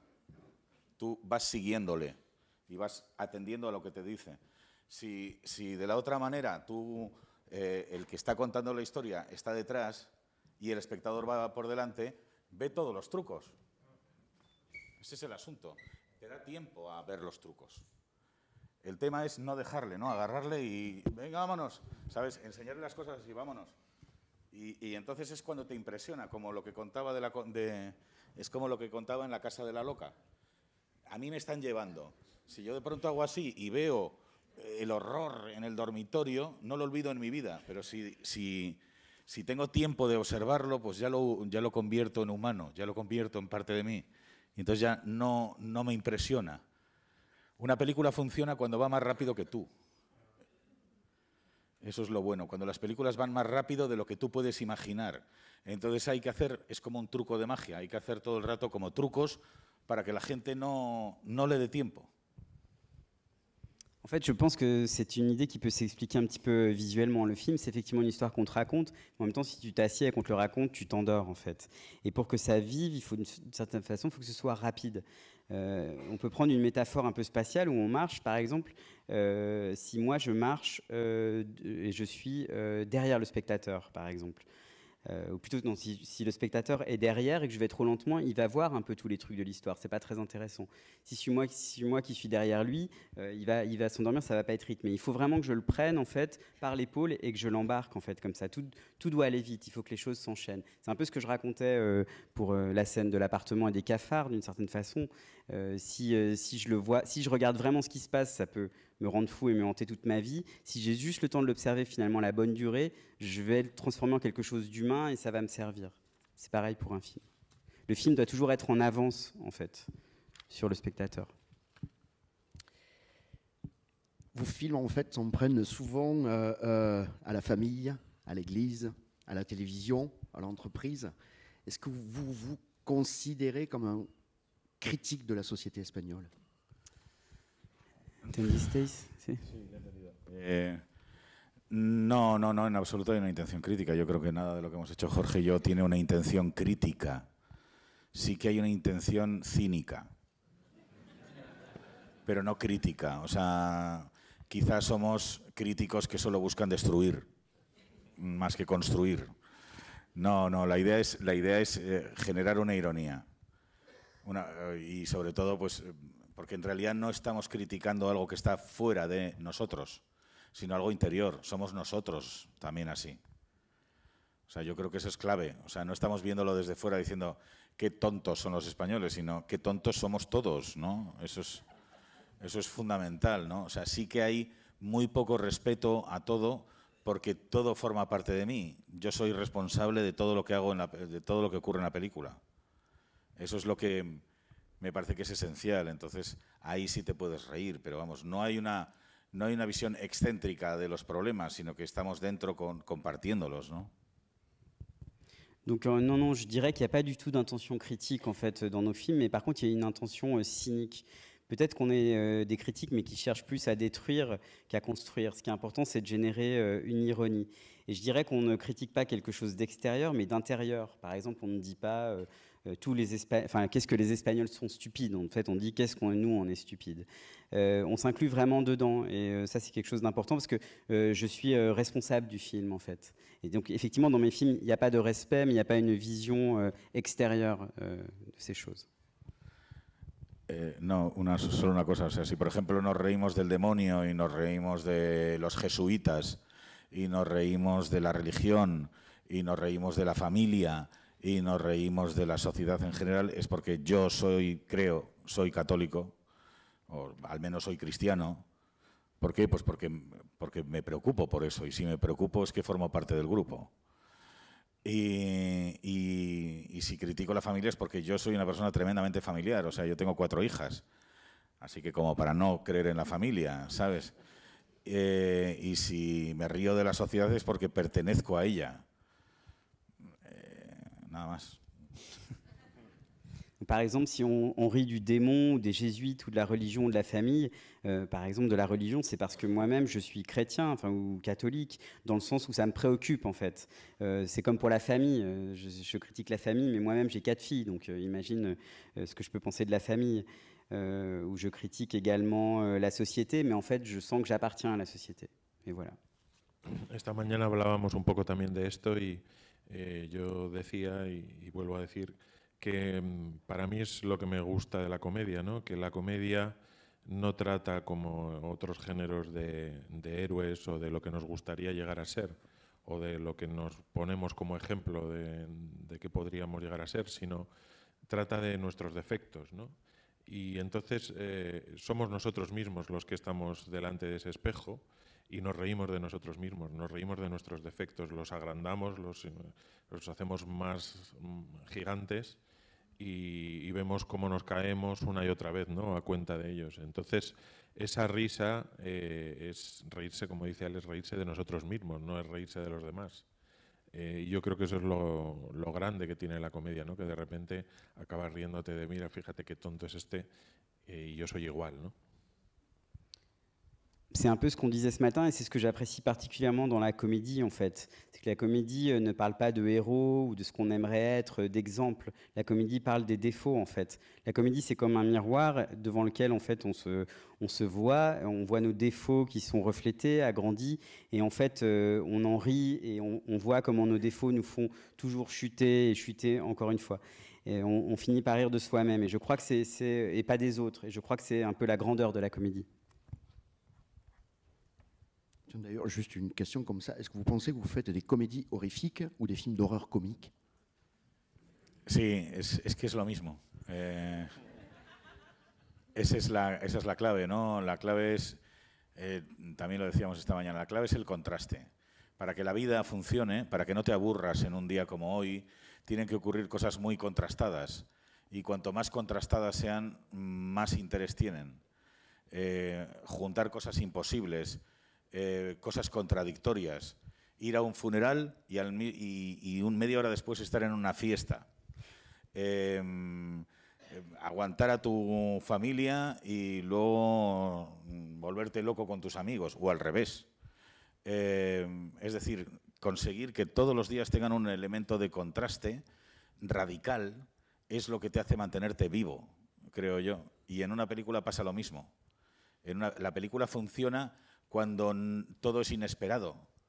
¿Y cómo se hace eso? Pues inoculando comedia o inyectando comedia a una película de terror, por ejemplo. Entonces tú ya no estás seguro viendo la película de terror, porque de pronto esto te hace gracia y la siguiente secuencia no tiene ninguna gracia y la siguiente es súper graciosa, se supone. Y entonces es cuando tú de pronto estás como atento a la vida y te divierte la vida. Si no, la vida se convierte, en cuanto se supone, es previsible, es cuando de pronto dices, nos podríamos ahorrar estos 15 días en los que todo va a ser igual, ¿no? Lo mismo ocurre con la comedia. Si tú ya estás instalado en la comedia, tú estás viendo una película de Sandra Bullock y ya sabes lo que va a pasar. Estás muy cómodo viéndola, estás a gusto y cómodo con tus palomitas y es maravillosa. Bueno, me encantan, la verdad es que me gustan mucho. Pero yo sé que no es lo que quiero hacer. O sea, a mí lo que me gustaría sería de pronto eso, Sandra Bullock que está con su novio y de pronto su novio es aplastado por una excavadora. O sea, y entonces en ese momento te apetece mirarle a Sandra Bullock a ver qué cara pone, ¿no? A ver qué dice Sandra. Es decir, cuando tú no estás cómodo en la silla porque no sabes bien qué va a ocurrir, es cuando funciona. Y es más, escribiendo con Jorge, ese es el juego que estamos constantemente buscando, ¿no? Ahora pasa algo que no debería pasar, ¿no? Y además cuando se te ocurre ya es inevitable. Porque ya dices, es que mejor que esto no va a pasar nada. Y entonces la labor de Jorge y la mía es provocar ese momento constantemente y luego pues tener digamos, el oficio de encontrar una solución a esa ruptura de la verosimilitud, digamos.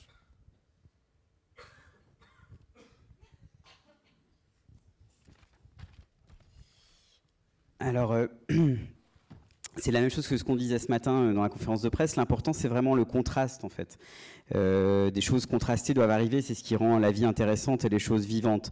Ce qu'on cherche, c'est à joindre les contradictions, les choses impossibles. Par exemple, comme si tu vas à un enterrement et puis tout de suite après à une fête, ou quand tu es avec ta famille, tu les supportes et ensuite tu t'éclates avec tes amis. En fait, tous les jours, il faut livrer un combat, en fait, pour essayer de se trouver ce contraste radical qui rend la vie intéressante. Et d'une certaine façon, c'est pareil pour un film. Dans un film, tout doit être inattendu. Les séquences doivent s'enchaîner sans se ressembler. Il faut qu'une séquence commence de façon horrible, ensuite il y a quelque chose de drôle, ensuite quelque chose d'horrible, quelque chose ensuite qui est supposément drôle. C'est vraiment ce qui rend la vie amusante, et le film c'est pareil. C'est pour ça que j'essaie parfois d'inoculer de la comédie dans l'horreur. Si on prend par exemple une comédie avec Sandra Bullock, c'est très agréable en fait de la voir, elles sont merveilleuses, moi d'ailleurs je les adore, mais d'une certaine façon c'est confortable.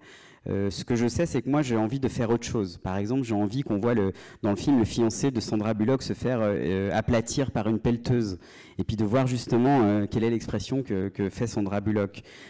Donc pour que ça fonctionne d'une certaine façon, il ne faut pas que ce soit confortable. Et d'ailleurs, je pense que c'est ce qu'on cherche constamment avec Jorge, en fait. C'est qu'il se passe toujours quelque chose qui n'est pas supposé arriver. On doit provoquer constamment dans nos films. Yo creo que esto que explica Alex es algo que es general en todos los procesos de la película, ¿no? Y se trata de mantener la tensión. Hay que mantener la tensión de los elementos todo el tiempo. Y uno de los métodos de mantener la tensión es el contraste, el mantener ese contraste. Sí, propongo que ahora pegues un grito porque hay una persona que se está durmiendo, siguiendo el ejemplo del contraste. Lo hemos conseguido. Alex estaba hablando bajo porque lleva dormido un rato y estaba intentando respetar ese buen momento, ¿no? Y esta necesidad, ¿no?, del contraste y de mantener la tensión, como os digo, se aplica a todo, ¿no? Al rodaje también, se aplica al momento en el que estás. Es como una necesidad de renovar los elementos en cada momento. Incluso pasa cuando estamos escribiendo el guión, ¿no? Primero, antes de ponernos a escribir en el ordenador, pues hablamos de la historia o de la secuencia, pensamos cuál es la intención, qué es lo que tenemos que desarrollar ahí, qué elementos de información hay que meter, todas esas cosas, y entonces todo parece que ya está perfecto, ¿no? Llega el momento de escribirla y de escribir los diálogos, y nosotros mismos necesitamos renovar esa tensión de la escritura, de la creación. Y entonces de repente vamos a hacer la primera frase y Alex dice, quiero comer espaguetis. Y dices, ¿por qué ahora va a decir quiero comer espaguetis?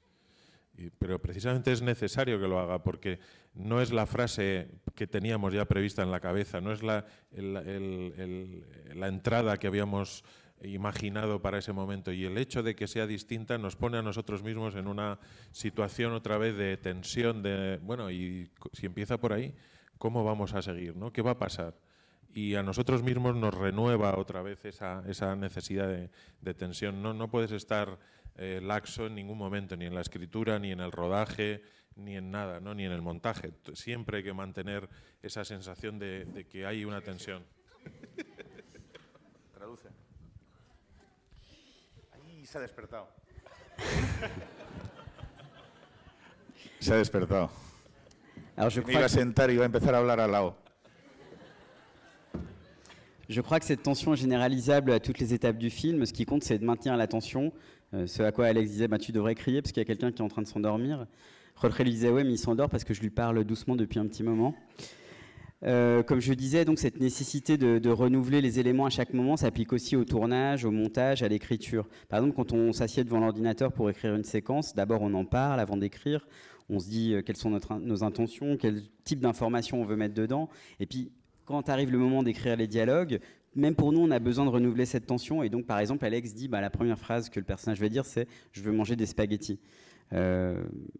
Ça n'a rien à voir, en fait, Julie, c'est pas du tout l'accroche qu'on avait imaginée, en fait, mais il le fait exactement pour ça, et c'est bien, en fait. On ne peut pas se permettre de se relâcher, ni pendant l'écriture, ni pendant le tournage, ni pendant le montage.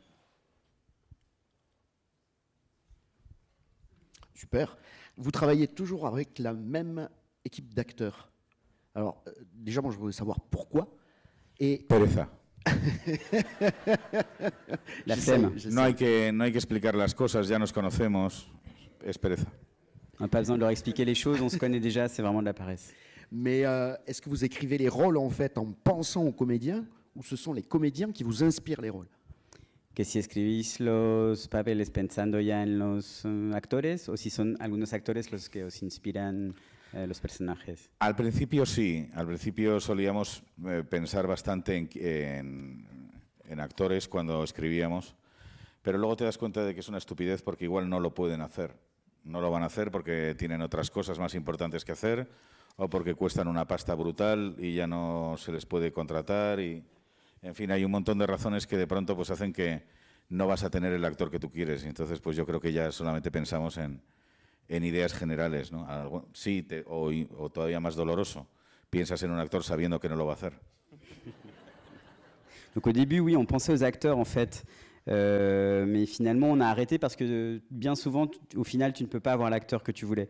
Soit parce qu'il n'est pas disponible, il y a des choses beaucoup plus importantes à faire, soit parce qu'il faut lui verser un bon paquet de pognon et qu'il est trop cher. Donc maintenant, je pense qu'on pense surtout en fait à des idées générales, ou même encore plus douloureux, souvent on pense à un rôle en fonction d'un acteur en sachant très bien qu'il ne le fera pas. Vos films sont excessivement soignés, en fait, sont très riches visuellement. Il y a des génériques incroyables, tout est soigné, les décors sont soignés jusqu'aux accessoires. Tout est, on a l'impression que tout est choisi, que tout est millimétré, etc., etc. Est-ce que vous vous impliquez à tous les niveaux de la producción? En fait, est-ce que vous aimez tout contrôler? Que tus películas están muy cuidadas a nivel de decorados, de vestuario, incluso los títulos, todo está muy pensado, ¿no? ¿Tú te involucras en cada fase o cada dimensión del rodaje? ¿Te gusta controlarlo todo o no? Sí, ¿no? Hombre, hay un momento en el que eres muy vago y tal, y cuando tienes gente de confianza, pues evidentemente les permites, ¿no? Delegas cosas, pero normalmente no confío. No confío porque es como todo en la vida, o sea, en el momento en el que te despistas se te cae todo, por culpa de no haberte preocupado en ese momento preciso de esa historia, ¿no? Es como cuando estás haciendo las obras de una casa. El día que no vas es el día del desastre, ¿no? O sea, han puesto, durante semanas han tardado horas y horas en hacer una chorrada, en hacer ¿sabes?, en poner una escayolita. El día que no vas, te han puesto todo el suelo y han puesto la luz y resulta que no era como tú querías, no era esa, os habéis equivocado, no era esa, no era ese no era el parqué, o las luces no iban ahí, os habéis equivocado en esto y tal, y ya es irremediable, ¿no? Entonces es cuestión de pues eso, de que todo sale mal siempre, todo sale mal siempre, todo es un desastre siempre, todo es al revés, nadie te entiende nunca. Nunca nadie te entiende. Tú dices, esta mesa, por favor, en el medio. Y llegas y la mesa está allí. Y dices, ¿pero por qué? Si te dije que era en el medio. Ya, pero es que la ha puesto allí porque me han dicho los de vestuario que aquí les molestaba. ¿Y qué más da que digan los de vestuario lo que quieran? Yo te dije que iba aquí. Y así es la vida, es así. Todo se entiende al revés siempre, por muy bien. Una de las cosas que más me obsesiona es que me entiendan. Y entonces ya, cuando ves que es crónico y que nadie te entiende nunca, entonces dices, es que me expreso mal. Y entonces empiezas a apuntar, es que apunto como lo explico en el rodaje. Voy a empezar por una idea general, luego voy a ir a lo que quiero, ¿sabes? Es que me he leído libros de retórica para entender el discurso. Y entonces dices, primero una idea general, luego pasamos a lo que yo realmente quiero contar, que es la mesa en el medio. Ese es el motivo de la conferencia, la mesa en el medio. Ahora vamos a dar características de esta idea. En el medio supone en el medio de la habitación, no en el medio del pasillo, ni en el medio de la pared, porque igual no has especificado medio de qué. Eso me ha pasado mucho. Y luego explicas qué es mesa, y luego explicas dónde estás, y ya por fin dices, en consecuencia creo que es bueno para la humanidad la mesa en el medio. Y llegas y está allí, ¿sabes? Es imposible.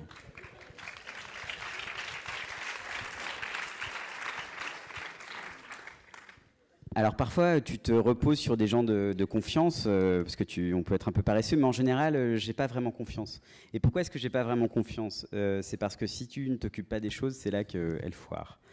Par exemple, c'est comme si on faisait des travaux. Si on fait des travaux chez soi, pendant des semaines, ils font quasiment rien, ils touchent juste un petit peu le plâtre. Et le jour où on n'y va pas, hop, c'est le jour où en fait ils ont posé le plancher ou la lumière et c'est pas du tout ce qu'on voulait.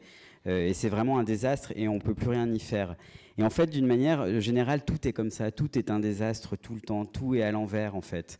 On ne te comprend jamais, tu as beau répéter les choses, personne ne te comprend jamais. Par exemple, je veux que la table soit au milieu. La vie est comme ça m'obsède en fait qu'on me comprenne, parce qu'on ne me met jamais la table au milieu. Si je dis que je veux la table au milieu, on me dit non, mais c'est parce que les gens des costumes, ils m'ont dit que la mettre. Non, je veux qu'elle soit au milieu. Alors, ça m'est arrivé une quantité de fois incroyable que personne ne me comprenne. Peut-être je me suis dit, peut-être je m'exprime mal en fait. Donc j'ai commencé à prendre des notes, j'ai même lu des livres de rhétorique. Alors je me suis dit, bon, je vais passer du général en fait à ensuite ce que je veux vraiment. Je veux que la table soit au milieu, vraiment. Et ensuite, on commence à donner des indications plus spécifiques. Je veux que la table soit au milieu de la chambre. Je veux pas que la table soit au milieu du couloir ou soit au milieu du mur. Après, on explique ce qu'est une table, etc., etc. Enfin, en fait, la vie est comme ça.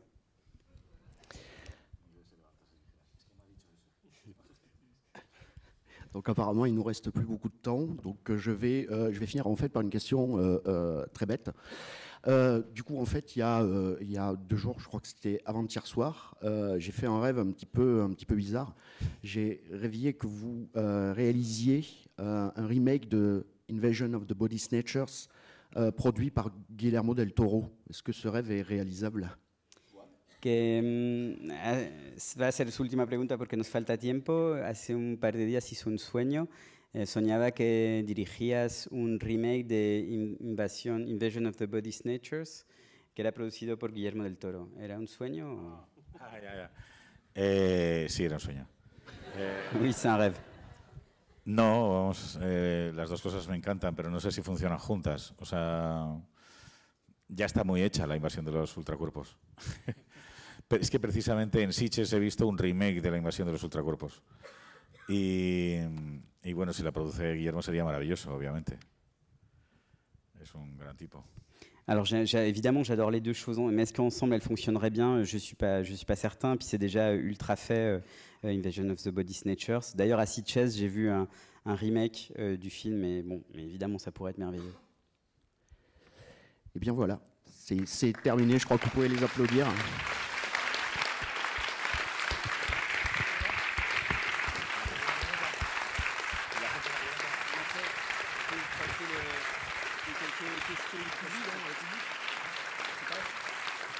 Comento, perdonad, disculpadme, que si queréis preguntar algo, ¿no? No sé si hay tiempo, pero... Hoy se ha quedado todo el mundo muy triste. Profitez-en. Hay muy poco tiempo, así que, pardon, il y a vraiment pas beaucoup de temps, donc 1 ou 2 questions.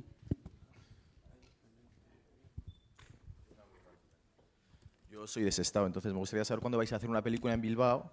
¿Eres Sestao? ¿Eres de Sí, Sestao? claro. ¡Hostia! Y os puedo dar ideas si queréis, pero ¿para cuándo una película en Bilbao? Porque he estado viendo aquí películas, pues todas Madrid o las que es de Madrid, y digo, joder, ¿por qué no hacen una en Bilbao, no?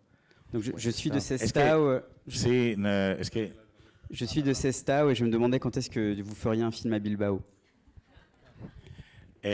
pues sí, ¿no? Esa iba a ser la primera y nos costó muchísimo que aceptaran también la idea de Bilbao y de Sestao y tal. En cuanto a producción era un problema. Por ejemplo, en El Día de la Bestia, yo sí que quería, Jorge y yo nos habíamos imaginado el comienzo en una iglesia concreta, que era una iglesia construida por Oteiza, perdón, con estas esculturas de Oteiza y construida por Sainz de Oiza. Y ese plano lo pagué yo, fundamentalmente. O sea, me dijeron que no nos iban a pagar ese plano y entonces me llevé las cámaras, me llevé a los actores y les di de comer, fundamentalmente, y pagué el negativo, creo, o igual no me acuerdo, pero vamos, el caso es que todo iba por cuenta mía, en un fin de semana. O sea, que imagínate decirles que voy a hacer toda la película en Bilbao. Ahora sí es posible, ahora sí sería posible. No sé, sí, de hecho, bueno, es que hemos escrito un guión que se titula Bilbao, ahora que lo recuerdo, pero ha sido un poco rechazado. Nos han dicho que no hay ningún problema, que lo hacemos, pero ¿por qué no hacemos otra cosa?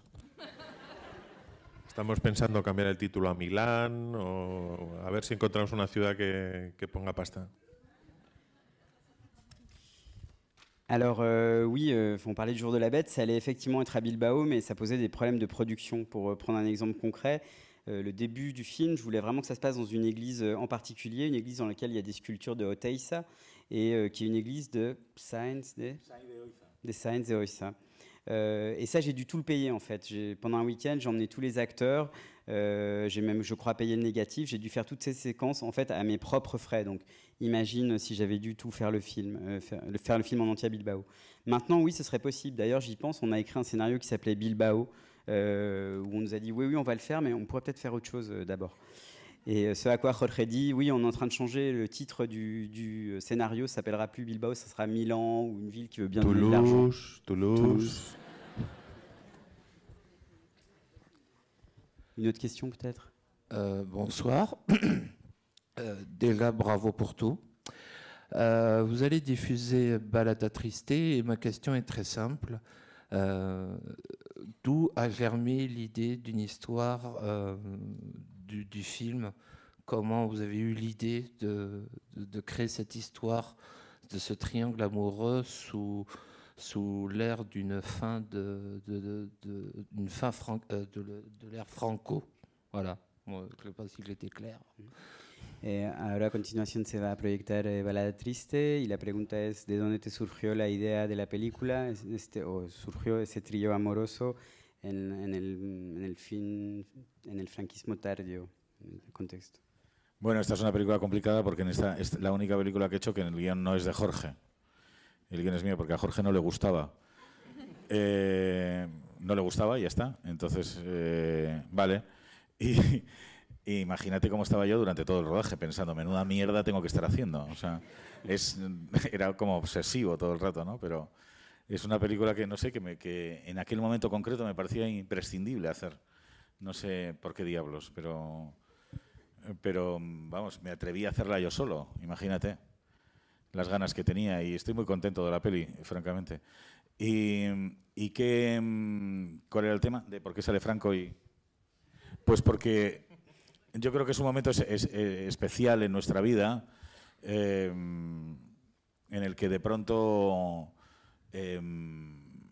yo no sé, yo siento mucho miedo y advierto una sensación de violencia constante en aquella época de la transición y concretamente en el 78, creo que se desarrolla en el 78, que Franco cuando muere, no, en el 75. Finales del 75, noviembre. Del 75. O sea, es el año del atentado de Carrero Blanco. Es 73, ¿no? Es anterior a Franco, claro. Sí, exacto, exacto. Entonces no es 78, sino 73.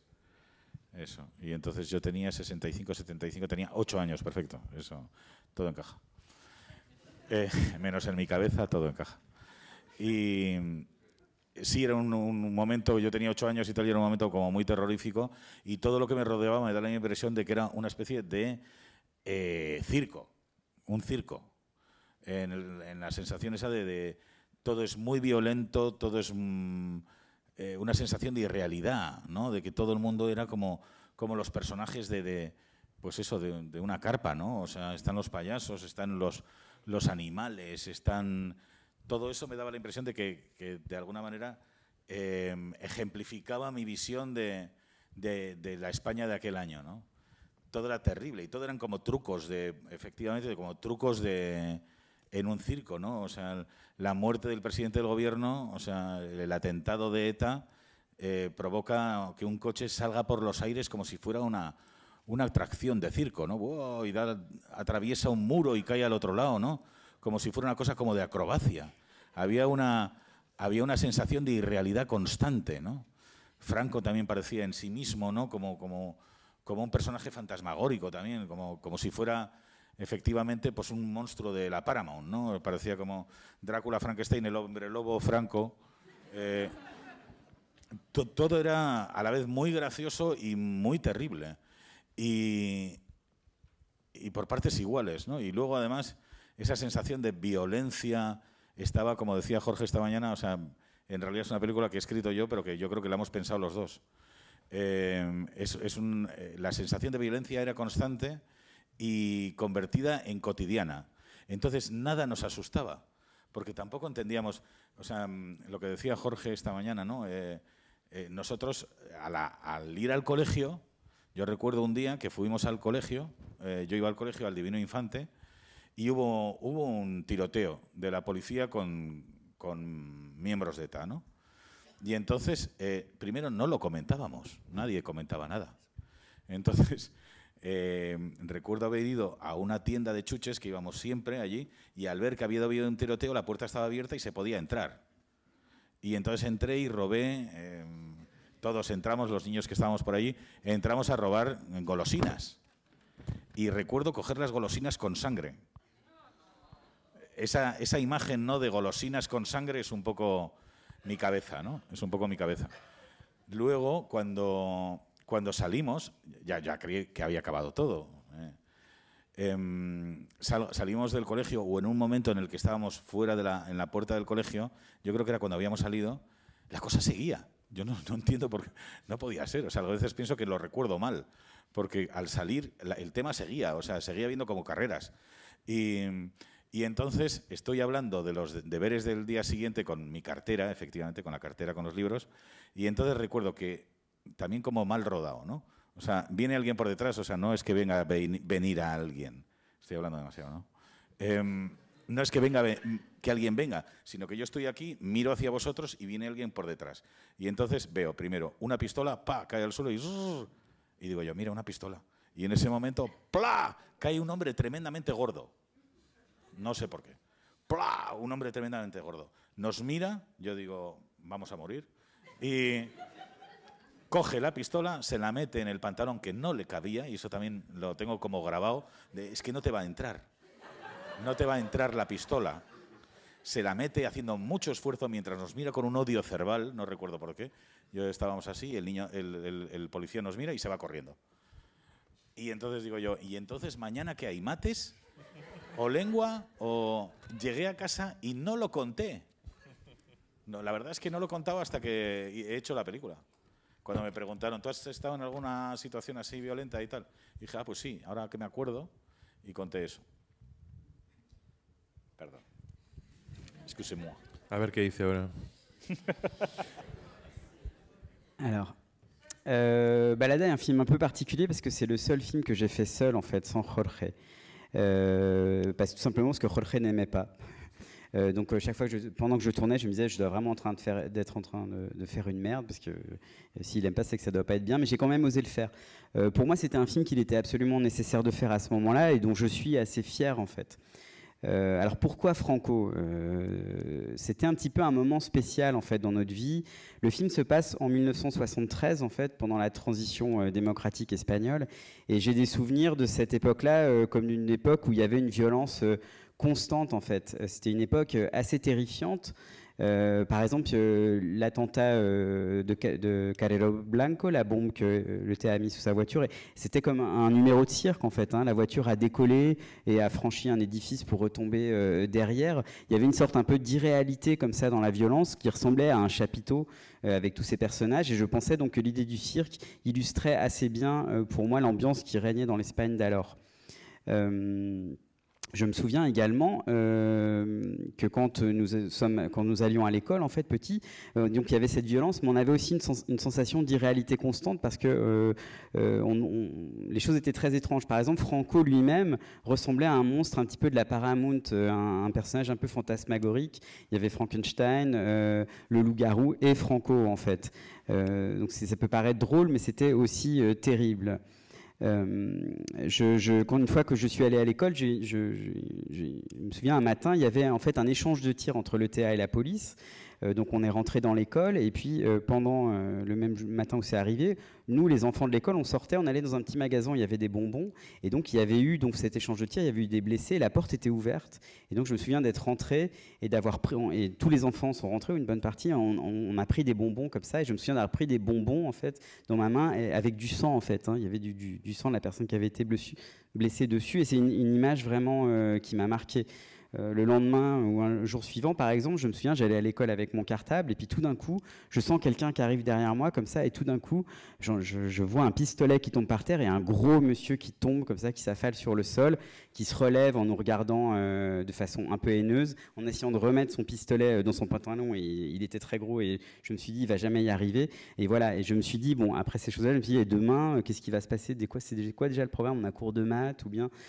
Enfin voilà, tout ça était un petit peu surréaliste et c'était tellement impressionnant que quand j'arrivais chez moi, en fait, je n'en parlais pas d'une certaine façon. Et je crois que j'ai fini par en parler avec ce film.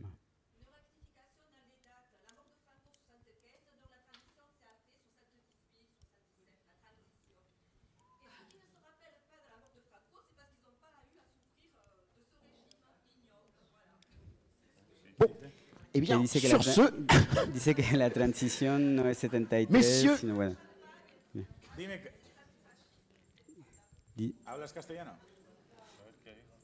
Dice que la transición no es 73 ni 70, es después de la muerte de Franco, ¿no? Entonces, No, es posterior. oui, effectivement, c'est postérieur la transition. On peut peut-être finir la discussion. Ouais, on va finir là-dessus parce qu'il faut qu'on enchaîne sur la publicité. Messieurs, merci beaucoup. Merci à vous d'être venus aussi nombreux.